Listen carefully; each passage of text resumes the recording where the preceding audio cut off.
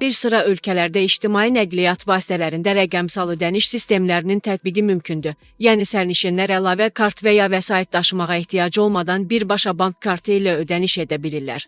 Azərbaycanda da vaxtaşarı bu məsələ müzakirə olunur. Vətəndaşlar ictimai nəqliyyat vasitələrində gediş haqqı üçün bank kartlarından nə vaxt istifadə edə biləcəklər? Global Info azad danışan iqtisadçı Xalid Kərimli bunun mümkün olduğunu bildirib. Azərbaycanda bank sistemi buna hazırdır və texnologiya da mövcuddur. Sadəcə müvafiq qurumlar Bakı metropoliteni Azərbaycan Yerüstü Nəqliyyat Agentliyi bununla bağlı tənzimləmə işləri aparmalıdırlar. Azərbaycan dəmir yollarında ödəniş plastik kartlarla həyata keçirilir. Onlar reallaşdıra biliblərsə, deməli ölkənin maliyyə sistemi buna imkan verir. Biraz investisiya qoymaq lazımdır. Nəqliyyat eksperti Yasin Mustafayev deyib ki, bu üsul həm daşıyıcılara, həm də sərnişinlərə sərf edir. Artıq bu istiqamətdə müvafiq tədbirlər görülür. Aynə tərəfindən bank kartları ilə ödənişə imkan verən sistem üzərində iş aparılır. Yəqin ki, yaxın zamanlarda tətbiq ediləcək. Nağd ödənişlərin maksimum məhdudlaşdırılması istiqamətində addımlar atılır.